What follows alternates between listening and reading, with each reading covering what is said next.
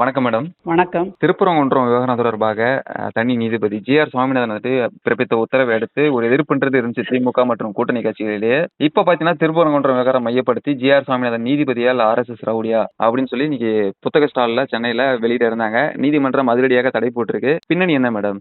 உங்களுக்கு வணக்கம். நேயர்களுக்கு வணக்கம். ரொம்ப இதாவது நீதித்துறைங்கிறது எல்லாத்துலேயே இறையாண்மையில் முதலிடத்தை வைக்கிறது.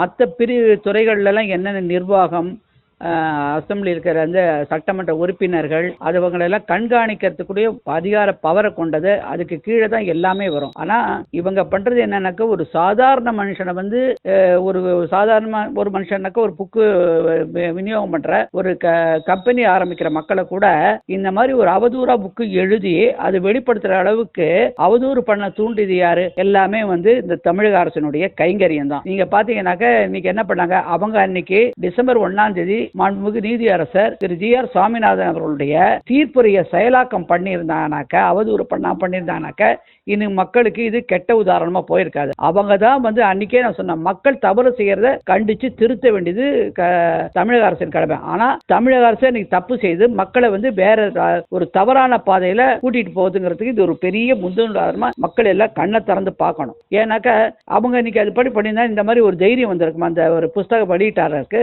சொல்லுங்க, புத்தக வெளியேற்ற மாதிரி பண்ணலாமா? எங்க நாளைக்கு அவருக்கு ஒரு புஸ்தகத்துல வியாபார பிரச்சனை வருதுன்னா எங்க போறாரு? நீதிமன்றத்துல. அப்ப நீதிமன்றத்தில் இருக்கிற மாண்புமிகு நீதியரசர் திரு ஜி.ஆர். சுவாமிநாதன் மாதிரி இன்னொரு நீதியரசர் அவருடைய வழக்கை விசாரிக்க போறாரு. அப்ப ஒரு தன்னுடைய சகோதரன், அதாவது ஒவ்வொரு நீதியரசர்களும் இருக்கும்போது ஒவ்வொருத்தர் ஃபெலோ பிரதர் தான் கூப்பிடுவாங்க, அதாவது சகோதரர்கள் தான் சொல்லுவாங்க. அது மாதிரி ஒரு சகோதரர் நீங்க குத்தம் சொல்றது அடுத்த சகோதரத்தை போய் நீங்க எப்படி நீதி பரிபாலனை கேட்பீங்க? நம்ம இப்பயே பாருங்க, இவங்க பேர்ல இப்ப வழக்கு வந்திருக்கு இல்லையா? இந்த வழக்கை சந்திக்கிறதுக்கு அவங்க நீதிமன்றத்துக்கு கட்டாயம் போய் தானே ஆகணும். ஏன்னாக்க இப்ப இந்த புத்தகம் பேர் என்ன? கீழ்கரை பப்ளிஷர் என்ன சொன்னாங்க? கீழே காற்று பதிப்பகம். அவங்க இதை வெளியிட்டுட்டாங்க, ஆல்ரெடி வந்திருக்கு. இதை கண்டுபிடிச்சு இதுக்கு கொடுத்த ஒரு தகவலை மத்திய சட்டத்துறைக்கு ஒரு மனு அமைச்சாரு.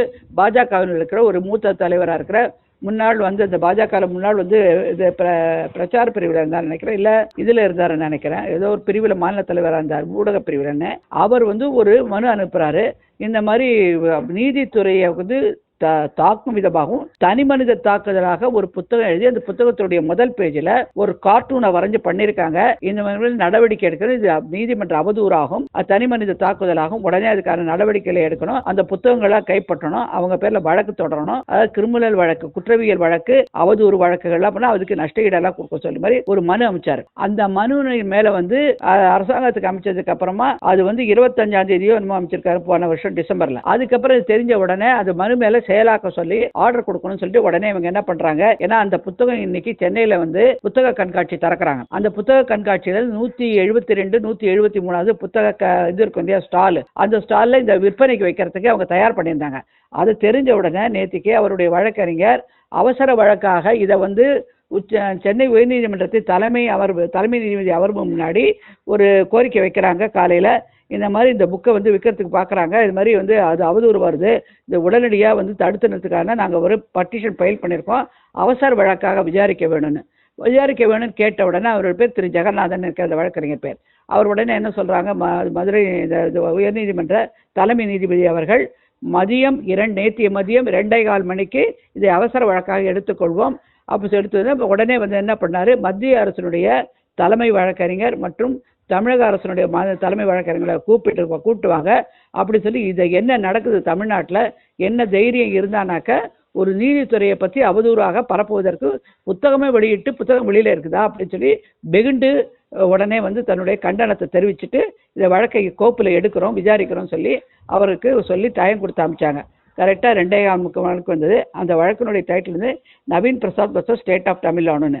அப்போ அதில் என்ன கொண்டு வந்தாங்கனாக்க, இன்னைக்கு பார்த்தீங்கன்னா இந்த புஸ்தகத்தை ரிலீஸ் பண்ணி அதை விற்கிறதுக்கான ஒரு விஷயமாக பண்ணியிருக்காங்க. அதில் என்னன்னாக்க, மாண்புமிகு நீதியரசர் திரு ஜி.ஆர். சுவாமிநாதன் அவர்களை சில ஒரு ரொம்ப கடினமான சீரியஸ் சம்பந்தமாக இருக்கு. அவங்க அந்த புக்கில் குறிப்பிட்ட தகவல்லாம் அவருடைய மாட்சிமையும் அதையும் தாண்டி இந்த நீதிமன்றங்கள்ங்கிற ஒரு அமைப்புகளுடைய அதிகாரம் செயலாக்கிற நீதி அரசர்களை பற்றியும் தரக்குறைவாக இதில் வந்திருக்கு, இது எங்களால் ஏற்றுக்கொள்ள முடியாது, அதான் உங்கள் கவனத்துக்கு கொண்டு வந்திருக்கோம் சொல்லி இந்த சென்னை உயர்நீதிமன்றத்துடைய தலைமை நீதிபதி அமர்வு மாண்புமிகு நீதியரசர் தலைமை நீதியரசர் மணீந்திர மோகன் ஸ்ரீவத்சவா மற்றும் மாண்புமிகு நீதியரசர் அருள்முருகன் அவர்களுடைய முன்னிலையில் வருது. அப்போ கேட்குறாரு.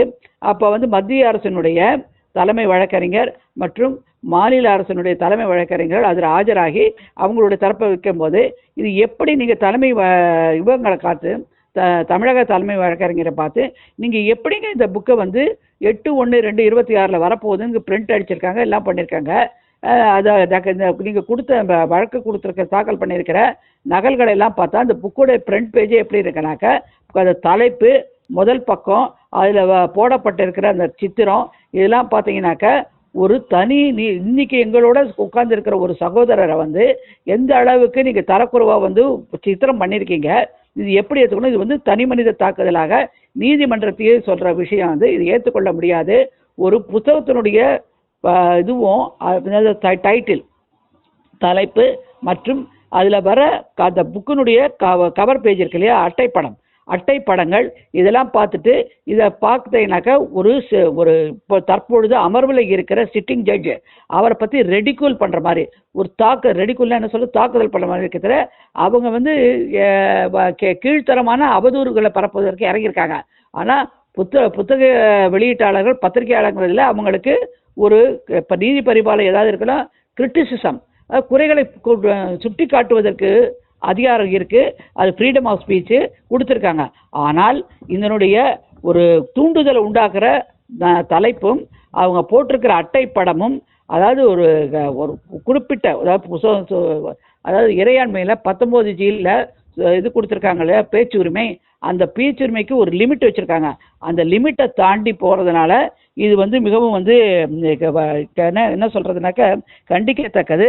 அதையும் தாண்டி பார்த்தீங்கன்னாக்க இப்போ என்ன பண்ணுறாங்க, இதை பார்க்கும்போது எங்களுக்கு அந்த நீதி பரிபாலனம் பண்ணுற நீதிமன்றங்களுடைய என்ன ஒரு பிக்சர் இமேஜ், அது அதனுடைய மாட்சிமை, அது மக்களிடையே கொண்டிருக்கிற ஒரு பெரிய ஒரு தன்மை, இதெல்லாம் தரக்குறைவாக மாதிரி பண்ணியிருக்காங்க. இது ஒரு நாளுங்கிறது. இன்னொன்று, ஒரு தனி மனிதர் ஒரு மாண்புமிகு நீதியரசர் தன்னுடைய கடமையை செய்யும்போது ஒரு தீர்ப்புரையை கொடுக்கிறார். அந்த தீர்ப்புரையை கொடுக்கும்போது அவர் மீது அவதூறு அழுத்தி விழுமே ஸ்காண்டலைசிங் ஒரு உட்கார்ந்துருக்கிற ஜட்ஜி மேலே அவதூறு அள்ளி வீசுகிறாங்க. அப்படி இருக்கச்ச பொதுமக்களுக்கு எப்படி நம்பிக்கை வரும்? இந்த மாதிரி செய்யறதுக்கு எப்படி இந்த புக்கு பேரில் வைக்கிறதுக்கும் அனுமதி கொடுத்தீங்க? இதை பார்த்துக்கிட்டு எப்படி இருக்கீங்க? இதை உடனே அது யார் இந்த புக்கை இந்த ஸ்டேஜில் எப்படி வெளியில் இட்டதுனால நீதிமன்றத்துக்கு இழப்புன அளவிட முடியாத இழப்பு வந்திருக்கு. இதை என்றைக்குமே சரி கட்ட முடியாது. இதை வன்மையாக கண்டிக்கிறோம். இந்த நிமிஷத்தில் என்ன பண்ணுறோம்னாக்கா, இந்த புக்கு விற்பனையை தடுக்கிறதோட இன்னைக்கு நாளைக்கு இதெல்லாம் இப்போ ஸ்டாலெல்லாம் வைக்கவும் கூடாது, தடை ஆணை பறிக்கிறோம்.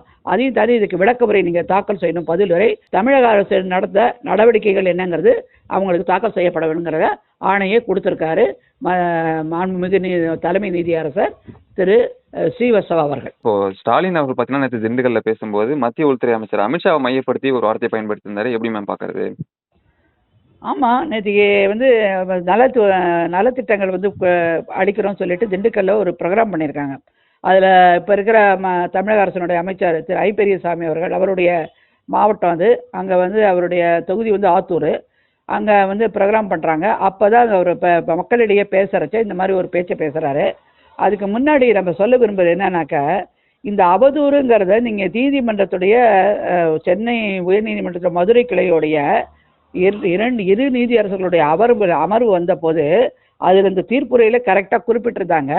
அந்த மாதிரி ஒரு நிலைமையை எப்படி கீழ்த்தரமான இறங்கக்கூடிய stoop to the level of creating law and order a issue, அது மாதிரி ஒரு அவதூறு, அதாவது கீழ் இறங்கி அங்கே இருக்கிற அமைதியின்மையை குறைக்கிறதுக்கு கூட அவதூறு பண்ண அந்த தனி நீதி அரசருடைய 1ஆம் தேதி ஆர்டரை டிசம்பர் 1 கொடுத்த தீர்ப்புரையை அவதூறு செய்ததுனால தான் இன்னைக்கு அமைதியின்மையை உருவாக்கக்கூடிய அளவுக்கு கீழளவுக்கு தமிழக அரசு இறங்குமாங்கிற கேள்வி கேட்டாங்க. ஏன்னா சனாதன எதிர்ப்பை பேசி இன்னைக்கு வழக்கை சந்தித்துக் கொண்டிருக்கும் துணை முதலமைச்சர், அவருடைய தவப்புதல்வன் திரு மத்திய பிரதேசத்தினுடைய முன்னாள் முதலமைச்சர் திரு கமல்நாத் அவர்கள் அவருடைய தலைமைக்கு சொல்றாங்க, தயவு செய்து அவங்களை எல்லாம் கூட்டு வந்து பிரச்சாரத்துக்கு கூட்டு வந்துடாதீங்க. ஒரு இடத்துல கூட அவங்க பிரச்சாரத்துக்கு போகல. அது அங்க இருக்கிற காங்கிரஸுக்கு ராகுல் காந்தி வந்து இங்க பிரச்சாரம் பண்ணாரு, இதுலயே தெரியுதா? அதனால இவர்களுக்கு மற்ற இடத்துக்கு போக முடியாத தடையானையை அவங்க கூட்டணி கட்சிக்காரங்க போட்டிருக்காங்க. அதனால அவருக்கு மனசுல வந்து கிடு கிடு கிடு கிடுன்னு ஆடுது. அது என்ன பண்றதுன்னு தெரியல. அதுதான் இன்னைக்கு என்ன செய்யறமே திருங்கிறதுல கிடுகிடுன்னு ஆடுறதுனால இன்னைக்கு திமுகவுடைய ஆட்டம் கண்டிருக்குங்கிறது தான் அது வெளிப்பாடு. நன்றிங்க மேடம். நன்றி, வணக்கம்.